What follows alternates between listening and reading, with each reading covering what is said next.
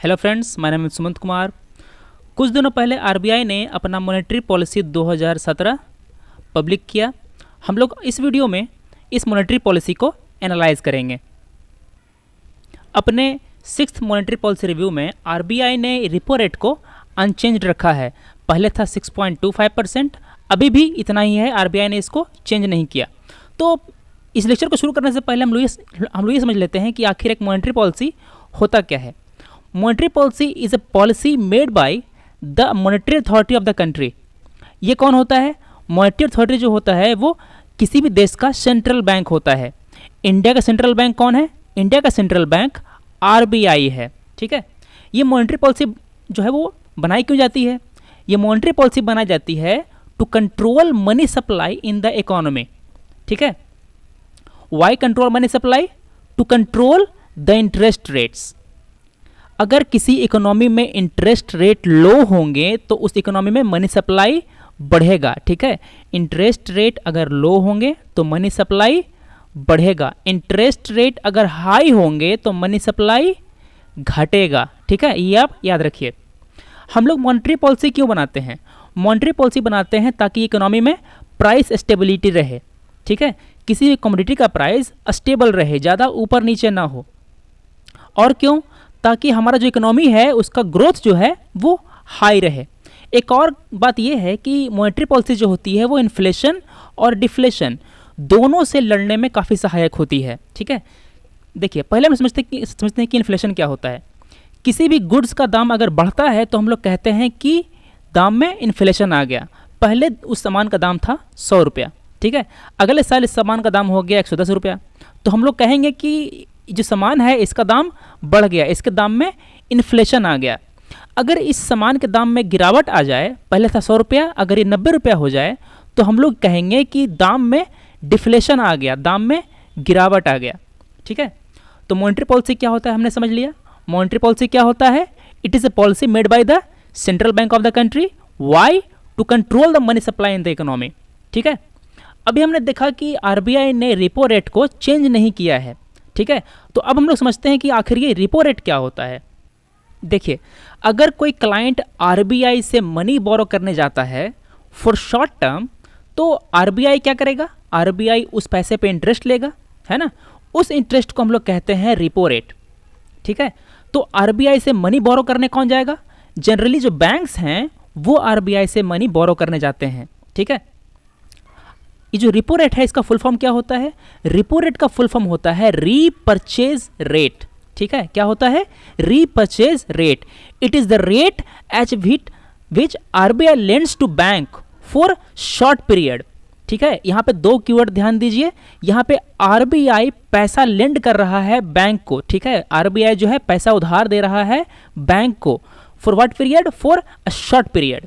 ठीक है, देखिए अगर ये इंटरेस्ट हाई होगा, अगर ये रिपो रेट हाई होगा तो क्या होगा? बैंक पैसे लेने से कतराएंगे, है ना। बैंक जो है वो उधार लेने से कतराएंगे, तो बैंक के पास पैसे कम होंगे। बैंक के पास पैसे कम होंगे तो वो उधार कम देगा, है ना। अगर बैंक उधार कम देगा तो इकोनॉमी में जो पैसे का फ्लो है वो कम हो जाएगा, है ना। तो अगर रिपो रेट हाई है तो जो लिक्विडिटी है इकोनॉमी में, जो पैसे का फ्लो है इकोनॉमी में, वो घट जाएगा। ठीक है, अगर रिपो रेट हाई है तो मनी का फ्लो घटेगा। मनी का फ्लो घटेगा तो जो दाम है, प्राइसेस, जो वस्तु के जो दाम हैं वो भी घटेंगे। ठीक है, वस्तुओं के तो जो दाम हैं वो भी घटेंगे। अगर रिपो रेट गिर गया, अगर रिपो रेट को आरबीआई ने कम कर दिया तो बैंक खूब दौड़ दौड़ के लोन लेंगे, है ना।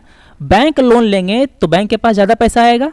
बैंक के पास पैसा आएगा तो वो लोग ज़्यादा लोन देंगे पब्लिक को, है ना। पब्लिक के पास पैसा बढ़ जाएगा। ठीक है, पब्लिक अब क्या करेगी? अब खूब उछल उछल के सामान खरीदेगी, है ना। पहले वो खरीदते थे 100 रुपये में, अगर दाम बढ़ा भी दिया जाए तभी वो जाकर के सामान खरीद लेगी। तो क्या होगा? प्राइस में इन्फ्लेशन आ जाएगा। ठीक है, अगर रिपो रेट घटा दिया जाए तो वस्तुओं के दाम बढ़ जाएंगे। ठीक है, ये दोनों पॉइंट आप ध्यान रखिएगा। पहला पॉइंट ये, दूसरा पॉइंट ये। अगर आपको समझने में कोई तकलीफ हुई है तो आप पीछे कर लीजिए वीडियो और फिर से देख सकते हैं। अब हम समझते हैं what is reverse repo rate. देखिए, रिवर्स रिपो रेट वो रेट होता है जो क्लाइंट आरबीआई को ऑफर करता है। अगर आरबीआई ने बैंक से पैसा लोन लिया तो जो क्लाइंट है, जो बैंक है, वो आरबीआई से कितना इंटरेस्ट रेट वसूल करेगा, ये होता है रिवर्स रेपो रेट। ठीक है, रेपो रेट का उल्टा होता है रिवर्स रेपो रेट। रिवर्स जो रेपो रेट था उसमें क्या होता था, इसमें जो बैंक हैं वो जाते हैं आरबीआई के पास लोन मांग लें। ठीक है, रिवर्स रेपो रेट में क्या होता है, जो आरबीआई होता है वो जाता है बैंक के पास, ठीक है, पैसे लेने। ठीक है, तो ये जो रेट है वो रेट है जो बैंक मांगता है आरबीआई से। ठीक, तो ये जो लोन्स होंगे ये वो सारे लोन्स शॉर्ट टर्म के लिए होंगे। रेपो रेट और रिवर्स रेपो रेट दोनों वाला जो लोन होगा वो शॉर्ट टर्म के लिए होगा। तो अभी हमने समझा कि क्या होता है मॉनेटरी पॉलिसी, क्या होता है रेपो रेट, क्या होता है रिवर्स रेपो रेट। ठीक है, देखिए इस मॉनेटरी पॉलिसी ने, आरबीआई ने जो पॉलिसी रेट था, जो रेपो रेट था, उसको अनचेंज्ड रखा है। पहले कितना था, पहले था 6.25%, अभी भी इतना ही है, कोई चेंज नहीं हुआ। ठीक है, मगर जो इंडियन इंडस्ट्री था, जो हमारे जो इकोनॉमिक एक्सपर्ट्स हैं, वो ये सोच रहे थे कि जो बैंक है, जो अपना जो आरबीआई है, वो इस रेट को कम करेगी। कम क्यों करेगी, क्योंकि अपने इकोनॉमी में इन्फ्लेशन जो है वो धीरे धीरे कम हो रहा है। ठीक है, और अब अपना जो इकोनॉमी है वो स्लो हो रहा है। इन दो कारणों के कारण वो सोच रहे थे कि आरबीआई जो है वो इस रेपो रेट को कम करेगी। अच्छा, ये तो समझ में आता है कि अगर रेपो रेट को बढ़ा दिया जाए तो इन्फ्लेशन कम होगा। अगर रेपो रेट को कम कर दिया जाए तो स्लो इकोनॉमी कैसे फास्ट हो जाएगा, ये कैसे समझेंगे।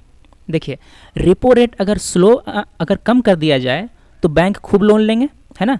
बैंक लोन लेंगे तो उनके पास पैसा आएगा, बैंक के पास पैसा आएगा तो वो लोग क्या करेंगे, वो लोग इंडस्ट्री को लोन देंगे। इंडस्ट्री को अगर लोन मिलेगा तो वो लोग अपना बिजनेस एक्सपैंड करेंगे। अपना बिजनेस अगर उन्होंने एक्सपैंड किया तो इकोनॉमी में ज़्यादा जॉब क्रिएट होगा, ज़्यादा प्रोडक्शन होगा गुड्स का। ठीक है, तो हमारा इकोनॉमी जो अभी स्लो चल रहा था वो फास्ट काम करने लगेगा, हमारा जो इकोनॉमिक ग्रोथ है वो बढ़ जाएगा। ठीक है, तो अगर आपको इकोनॉमी में ग्रोथ लाना है तो आप क्या करेंगे, रेपो रेट को कम करेंगे ताकि इंटरेस्ट रेट भी कम हो जाए। इंटरेस्ट रेट कम होगा तो बैंक को ज़्यादा लोन मिलेगा, इंडस्ट्री को ज़्यादा लोन मिलेगा। ठीक है, इसी कारण से जो लोग थे, हमारे जो एक्सपर्ट्स थे, वो सोच रहे थे कि जो रेपो रेट है वो कम किया जाएगा, इसको कट किया जाएगा। मगर आरबीआई ने क्या किया कि उन्होंने सबको ठेंगा दिखा दिया और रेट को कट नहीं किया। ठीक है, तो अब हम समझते हैं कि आरबीआई ने रेट कट क्यों नहीं किया, वो क्या कारण थे जिनके कारण आरबीआई ने रेट कम नहीं किया। सबसे पहला कारण था अनसर्टेन ग्लोबल इन्वायरमेंट। अभी ग्लोबल इकोनॉमी में काफ़ी अनसर्टेनिटी है और जो डोनाल्ड ट्रंप है वो कह रहा है कि यूएस में वो फिजिकल एक्सपेंशन करेगा, मतलब कि जो गवर्नमेंट स्पेंडिंग है यूएस में वो बढ़ाएगा। फिर वो ये भी कह रहा है कि बाहर से जो गुड्स आते हैं यूएस में उनको कम किया जाएगा, वहाँ पे प्रोटेक्शनिज्म अपनाई जाएगी। ठीक है, इस कारण से क्या होगा, इस कारण से हमारा जो एक्सपोर्ट है यूएस में वो कम हो जाएगा। और ये भी कहा जा रहा है कि इस कारण से जो यूएस का जो फेडरल रिजर्व है, यूएस का जो आरबीआई है, वो इंटरेस्ट रेट को बढ़ा देगा। देखिए, अगर यूएस में इंटरेस्ट रेट बढ़ गया तो क्या होगा, मैंने अपने पिछले वीडियो में बताया था कि अगर यूएस में इंटरेस्ट रेट बढ़ गए तो यूएस के जो यहाँ पे इन्वेस्टर्स हैं वो इंडिया से बाहर निकल जाएंगे। क्यों बाहर निकल जाएंगे, क्योंकि उनको यूएस में अपने पैसे पे ज़्यादा इंटरेस्ट मिलेगा, उनको यूएस में अपने पैसे पे ज़्यादा ब्याज मिलेगा।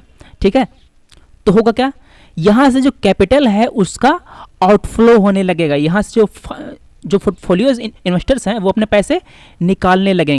हमने अभी अभी देखा कि इस कारण से नवंबर से $10 बिलियन का जो फंड था वो इंडियन स्टॉक मार्केट से निकाल लिया गया।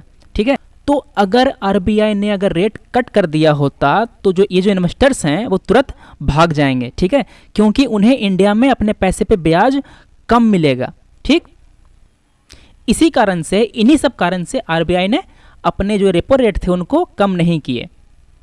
जैसा कि भी मैंने आपको बताया कि काफ़ी सारे लोग एक रेट कट एक्सपेक्ट कर रहे थे, वो सोच रहे थे कि कम से कम तो 0.25% का रेट कट किया ही जाएगा, मगर आरबीआई ने नहीं किया। तो इससे क्या फ़र्क पड़ेगा, देखिए, अगर रेट कट हो भी जाता, अगर आरबीआई ने रेपो रेट कम कर भी दिया होता तो क्या होता, इंटरेस्ट रेट गिर जाते, इंटरेस्ट रेट कम होते, यही होता ना। मगर जो इंटरेस्ट रेट हैं ये तो पहले से ही कम हो रहे हैं। ये कम क्यों हो रहे हैं, गवर्नमेंट ने जब नवंबर में 500 के और 1000 के नोट डिमोनेटाइज किए तो आपने क्या किया, आपने इन दोनों नोट्स को जाकर के बैंक में जमा कराया, है ना। बैंक को काफ़ी सारे फंड मिले, काफ़ी सारे पैसे मिले इन नोट्स के टर्म में, ठीक है। बैंक को काफ़ी सारा पैसा मिला। अब बैंक को काफ़ी सारा पैसा मिलेगा तो वो काफ़ी सारा लोन प्रोवाइड करेगी, है ना। बैंक ने इन सब लोन्स को प्रोवाइड करने के लिए, लोन्स को एक्सटेंड करने के लिए अपना जो इंटरेस्ट रेट था वो कम कर दिया, ठीक है। और ये जो लोन्स हैं वो आखिर लेते कौन है, इन लोन्स को लेते हैं कॉरपोरेट्स, इंडस्ट्रीज और जो होम लोन्स लेते हैं लोग, वो लोग, ठीक है। तो हमने देखा कि रेपो रेट को कम किए बिना ही बैंक ने अपना इंटरेस्ट रेट गिरा दिया, ठीक है। तो अगर बैंक बिना रेपो रेट को कम किए गिरा रही है तो हम रेपो रेट क्यों कम करें भाई, है ना। तो अगर इंटरेस्ट रेट पहले से ही गिर गए हैं तो हमें क्या ज़रूरत है अपने रेपो रेट को और बाकी रेट्स को कम करने की, है ना। इसीलिए आरबीआई ने अपना रेपो रेट को कम नहीं किया। अब हम लोग ये एनालाइज करेंगे कि should RBI cut the rates, RBI को रेट कम करना चाहिए कि अगली बार। हमारा एनालिसिस ये है कि आरबीआई को अभी रेट कट नहीं करने चाहिए। आरबीआई को अभी इन्फ्लेशन कंट्रोल करने पे ज़्यादा ध्यान देना चाहिए। इन्फ्लेशन कंट्रोल कब होगा, जब रेपो रेट हाई रहेंगे, ठीक है। रेपो रेट हाई रहेगा, बैंक के पास पैसे कम आएंगे, वो कम लोन एक्सटेंड करेगा और लोगों के पास कम पैसे आएंगे, इस कारण से जो इन्फ्लेशन है वो कम रहेगा, ठीक है। आगे देखिए, जो क्रूड ऑयल प्राइसेस हैं वो धीरे धीरे बढ़ रहे हैं, ठीक है। तो अगर तेल के दाम बढ़ेंगे, अगर ऑयल के दाम बढ़ेंगे तो जो ट्रांसपोर्ट सेक्टर है वो महंगा हो जाएगा, है ना। ट्रक वाला पहले मांगता था 500 रुपया सामान पहुंचाने का, है ना। अब चूंकि तेल महंगा हो जाएगा तो वो 600 रुपये मांगेगा, है ना। अगर सब्जी ढोने का जो चार्ज है 500 से 600 रुपया हो गया तो सब्जी का दाम बढ़ जाएगा, है ना। क्योंकि जो मर्चेंट हैं, जो व्यापारी हैं, ये सब चीज़ को, ये सब जो खर्चे होते हैं सबको अपने दाम में जोड़ लेंगे, है ना। तो हम लोग देखते हैं कि अगर ऑयल का प्राइस बढ़ेगा तो जो कॉमन गुड्स हैं, सब्जी है, अनाज है, इन सब का दाम बढ़ेगा, ठीक। इन सब का दाम बढ़ेगा मतलब क्या, इन्फ्लेशन बढ़ेगा, ठीक। अगर हमें इन्फ्लेशन कंट्रोल करना है तो क्या करना पड़ेगा, हमें रेपो रेट या तो मेंटेन रखनी रहेगी या तो इसको बढ़ाना पड़ेगा, ठीक है। इन्फ्लेशन को कंट्रोल करने के लिए हमें जो रेपो रेट है उसको बढ़ाना पड़ेगा। अब देखिए, लोग कह रहे थे कि भाई रेट को कम करो, अगर हम बढ़ा देंगे तो और वो हल्ला करने लगेंगे, तो बढ़ाने से अच्छा है इसको मेंटेन रखा जाए। अगला कारण ये है कि देखिए, सरकार ने जब 500 1000 का नोट जब डिमोनेटाइज किया था तो किसानों के पास उसमें फंड नहीं थे, है ना। अगर फंड नहीं होगा तो वो लोग जो बीज हैं, जो खाद हैं, ये सब खरीदेंगे कैसे, है ना। इस कारण से काफ़ी सारे एरिया जो है वो फॉलो रह गए, काफ़ी सारे एरिया में बुआई नहीं हो पाई। अगर बुआई नहीं होगी तो फसल कम होगी, है ना। अगर फसल कम होगी मतलब सप्लाई कम होगी, सप्लाई कम हो गई, डिमांड सेम रह गया तो क्या होगा, इन्फ्लेशन होगा, है ना। ज़्यादा लोग अब दौड़ेंगे कम गुड्स के पीछे, है ना, तो क्या होगा, इन्फ्लेशन होगा। और हम लोग ये भी देख रहे हैं कि अभी ग्लोबल वार्मिंग के कारण क्या हो रहा है, there is uncertainty in weather. कभी बारिश हो जाती है, कभी ठंड हो जाती है, इसके कारण से क्या हो रहा है, इस कारण से फसल मार खा रहे हैं, हमारा जो प्रोडक्शन है वो गिर रहा है। तो इस कारण से भी सप्लाई घटेगी, डिमांड वही है, फिर से इन्फ्लेशन, है ना। इस कारण से आरबीआई को अभी इन्फ्लेशन कंट्रोल पे ज़्यादा ध्यान देना चाहिए, ठीक है। और इन्फ्लेशन कंट्रोल करने के लिए क्या होना चाहिए, रेपो रेट हाई होना चाहिए। इस कारण से आरबीआई को रेट कट नहीं करने चाहिए।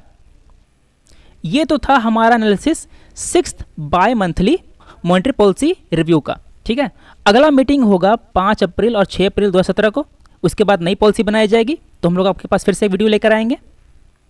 तब तक के लिए हम आपके पास एक सवाल छोड़े जाते हैं, आपको जवाब ये देना है कि मॉनेटरी पॉलिसी रिव्यू ये कौन करता है। पहला ऑप्शन है गवर्नमेंट, दूसरा ऑप्शन है आरबीआई। आप अपना आंसर इस कमेंट सेक्शन में दीजिए, ठीक है। तो मिलते हैं अगले वीडियो में। Thanks for watching.